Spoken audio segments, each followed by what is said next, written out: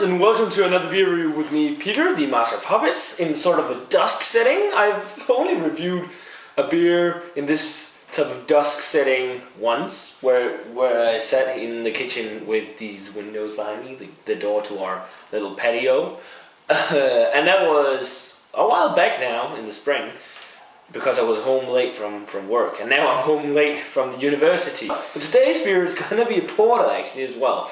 It's going to be a standard porter. It's going to be the St. Bridget's Robust Porter by Great Divide. I haven't had a Great Divide beer since I reviewed the Hades or Yeti back in the spring, and Yeti is fan-fucking-tastic. The Hades is a Duvel clone, just not as good, but the Yeti is amazing, and I'm excited to see if this is going to be as good. As you see, this bottle is the old Great Divide label. I have no idea why, but all Great Divide beers I've seen in Denmark has been these old labels. Maybe it's an aged version, or they just use the old labels when they're shipped to Denmark. I'm not sure, but it's on 6% in a 12 fluid ounce bottle, or 35 centiliters, and it says here on the back, an elegant smooth porter that brims with the coffee and chocolate characteristics of dark barley malts. St. Bridget was a patron saint of Ireland, known for the amazing miracle of transforming her bath water into beer for thirsty clerics.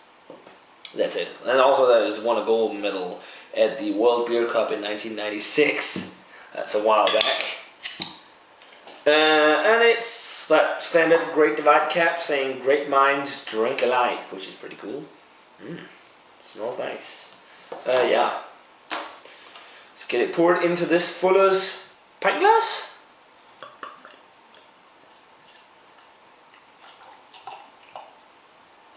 Oh, yeah, this looks like a traditional porter.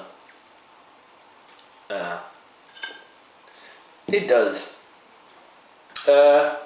Pretty dark brown, I would say. This doesn't look black because I get loads of reddish brown, I meant red. I get loads of reddish notes when I hold it up to the light, like a deep ruby red color. But at first glance, you can also actually see that it isn't completely black.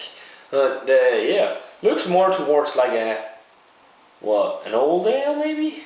And it looks like it's filtered. Yeah, it is. The head is khaki off-white 2-finger. So let's check out the aroma on this porter. Definitely that chocolate malty note. What? A slight sour note, some hops as well. Do not get the coffee. A slightly grainy note as well, and also a good amount of roasted malt. But actually surprised that I smell some hops. It might be fresher than I think, but if it's an old bottle, I'm quite impressed that I do still smell hops. Yeah, it's not a very big and bold aroma, but it's those. Oh, I'm not sure if I mentioned, but it's on 6%. But yeah, roast malt, chocolate, slight hoppy note, sour, and also the slight grainy note, toasted grains. That pretty much sums up the aroma. So let's give it a taste.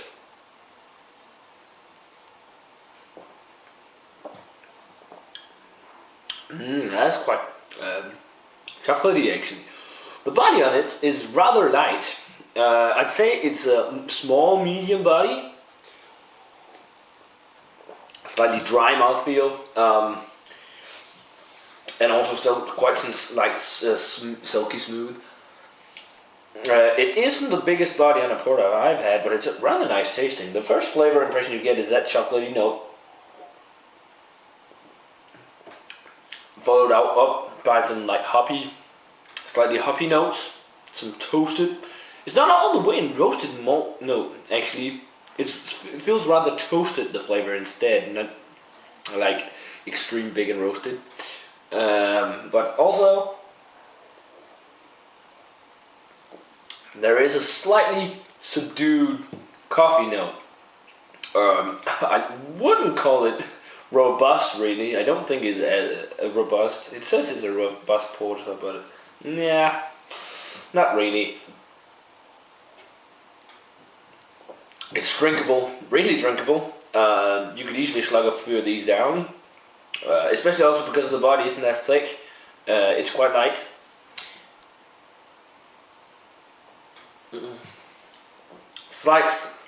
Slight sour note, which comes right after the hoppy taste. So I'm guessing it's something to do with the hops, and then also that slight burnt type of grainy note.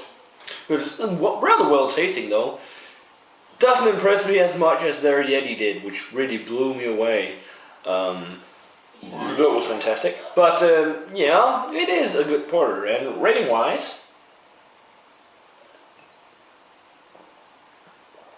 I think I'll give it a 78. I think it's nice. It's not the best porter I've had. It might be, for me, a little bit too weak in the body, and I would have liked more roasted malt component. But it is a standard porter, not a Baltic or an Imperial porter. So, but yeah, 78 for the Great Divide, St. Bridget's Porter. That's good. You should definitely check it out if you get the chance. Not sure, but this might be a limited release for St. Patrick's Day, since it's, that Irish saint?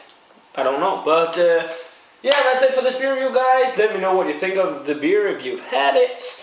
Remember to subscribe, comment, thumbs up, and all that stuff. And I'm going to say cheers, guys. And I'll see you in another beer review.